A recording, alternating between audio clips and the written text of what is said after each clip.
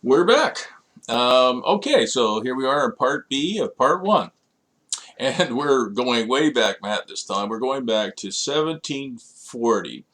It was the Great Frost. It was considered, I think, the coldest winter that Great Britain has ever seen. And it was the first year that the song Rule Britannia, Britannia Rules the Waves was sung in public. Do you know the song? Not offhand, no. Rule Britannia, Britannia rules the waves. You don't know that? I know, but we better stop singing before All right, we better stop. everybody. Yeah, everybody will be scared, and that'll be the end of it, right? Yeah. All right, so let's get to the next slide here. All right, so we're going back to that era, which would have been the 18th century, and to Sir Robert Grosvenor. He was the 6th Baronet, and he began the development of Grosvenor Estate in London. And how did Sir Robert get his start? Do you know, Matthew, how he got his start? No. No? I imagine somebody just gave him a bunch of money. Well, he did just about that. He married Mary Davies, and she owned 500 acres just north of the Thames. Now, she was 12 and he was 20 when he married her, and she had the money, or the land, and he had the title. And now, for the guys who are on this, don't get any ideas. No marrying 12-year-olds, okay? But anyway, it wasn't actually the 6th Baronet, it was the 3rd Baronet who married Mary Davies and, of course, got control of that 500 acres. And what was that 500 acres? It's Mayfair. And that is a map, a geography of London. And the Mayfair, as you can see, is very central. And what does that really look like to you, Matthew? Kind of the heart of London, I guess. Right. It is the heart of London. So, you would consider that, I think, today a very well located property. And that's how they got their start. And 13 years later, look at what they had built. Look at this. This is Grosvenor Square in 1753. You remember they started this in 1740, and 13 years later, look what they built. This is incredible. It has so much in the way of good architecture and good urban design. These are street-facing buildings, right? This is a square where obviously the collisionable hours that Tony Hsieh in Las Vegas is talking about, you can see how that would work. You've got all kinds of activity at the ground floor level, whether it's retail, it's shops, it's offices, whatever, and obviously lots and lots of residential above. Now, this is what we build today. So I just want everybody to focus just for a minute. Let's go back to what they did in 1753 and what we do today. This is a little town, I guess, northwest of Ottawa called Renfrew. And you can see that we build places that are car-friendly but not exactly people-friendly. So where would you rather live, Matt? Grosvenor Square or Monroe Avenue? Probably Grosvenor Square. I would think so. I would think so, right? So this is what we can do today. So we really have rode backwards for the last few hundred years. Oh, here's another one. And only an urban planner could ever love this kind of development. So we are not building cities and towns for people. We're building them for cars. And I vote for people. How about you, Matt? I prefer people, and I think we're going to see in the future a big problem when you have things like self-driving cars and Uber going around, and the cars all of a sudden disappear. Yeah. And now we've got these cities that are built for cars, and there's really not that many cars left. Yeah, it's going to be a big change for sure. Now, this is a scene. It's from a postcard. Do you know what town this is? I'm not sure. No, okay. It looks like It's a Wonderful Life. Oh, there you go. You did know. It's Bedford Falls, and it's from the film It's a Wonderful Life. And let's look at this for a moment. Now, you've got things like down the middle of the street, you've got organized street planting. You've got benches where people can sit. You've got, obviously, lots of windows on the world, lots of activity at grade. Again, you've got, a shopping emporium here on the right. You've got, oh yeah, there you go. It says right here on the theater marquee, It's a Wonderful Life is playing. And you've got people living there. You'll also notice it's a two-way street, right? So it's not one way. And the mixing of people and cars is working, in every way. And obviously, this is what we were building in the 1930s, in the 1940s, even into the 1950s. And this is what we're building today. So we have really gone backwards in terms of urban design. No question about that. Now, what can we learn from the Grosvenor family, which then, of course, was the setup for the Duke of Westminster? and Grosvenor Group, which is their real estate.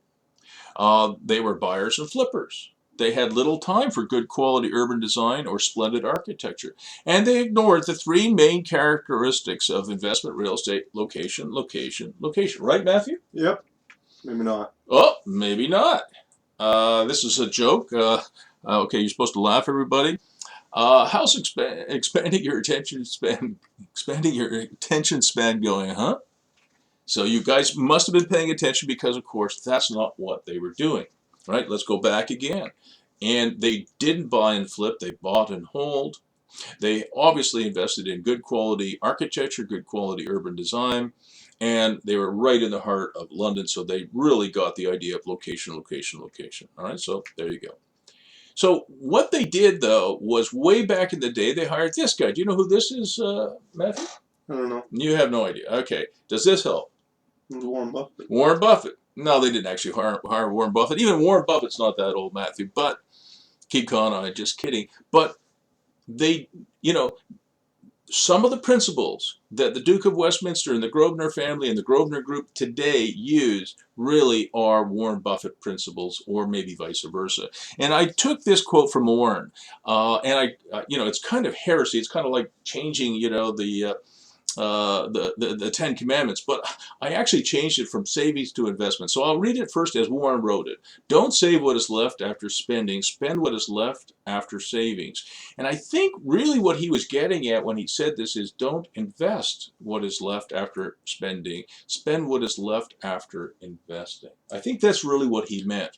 We've also seen a pretty common trend to spend doing the exact opposite, which is leveraging as much as you can, buying as much as you can, spending as much as you can, right, and not saving, not investing over the last 40 or 50 years. Yeah, okay. So anyway, let's keep going. All right. So maybe the Grosvenor family didn't learn from Warren. Warren learned from the Grosvenor Group. So what does Warren Buffett do, and what does the Grosvenor Group do? They buy smart and hold. So they buy and hold. They animate, differentiate, and add value through great architecture and obviously some other factors as well. Good urban design. They manage their properties well. They learn how to drive up value. And then they refinance their properties. This is really important for everybody on this course. And that is, you can refinance a property you own. If you own a property that's worth $400,000 and you have a $200,000 mortgage and you decide to increase that by $100,000, that money comes to you free of any form of tax, no income taxes on it, no capital gains taxes. That's what Mr. Buffett has been doing. It made him the third or fourth richest person in the United States. No fees.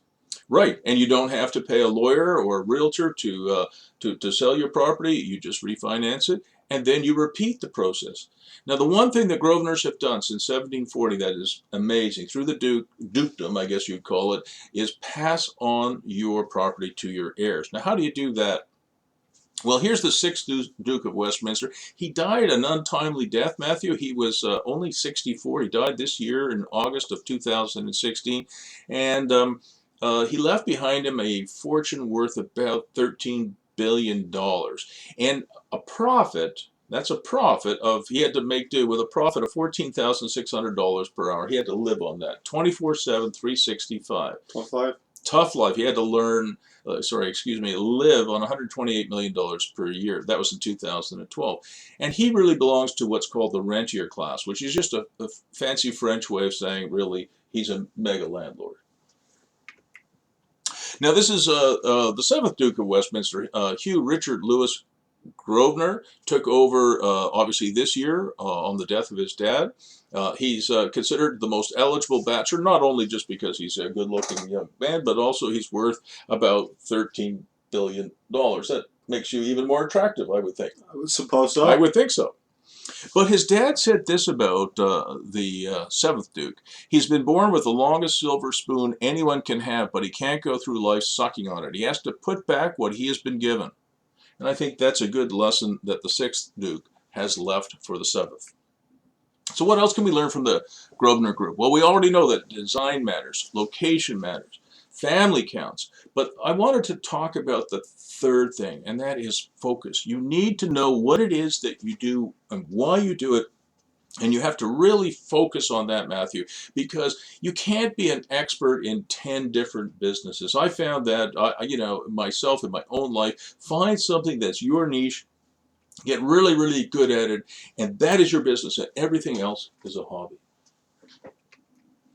Now, how do you pass it on to your heirs? Well, one of the other things I've learned, and I wanted to pass that on to the people in this course, and that is you should use this in jurisdictions which allow it, which is called joint tenancy. So in joint tenancy, you can add to any building, I think commercial as well as residential, somebody in your family as a joint tenant. So let's say you had that $400,000 house I was talking about, and you decide for love and affection to allow your daughter to own part of that house as a joint tenant.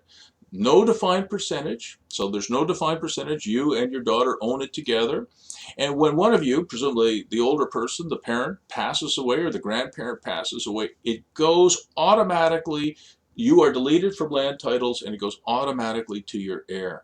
This is an incredibly efficient way of passing on property. No probate tax, no death duties, no Internal Revenue Service or Canada Revenue Agency, no attorneys, no accountants, no executors. Nobody can come along and dispute that now your daughter or granddaughter or grandson owns that property. It's a tremendous opportunity for each of us to transfer property in an efficient and effective manner so that you can provide for yourself and your family for generations, as the Duke of Westminster and the Grosvenor family has done. All right, we're time for another break.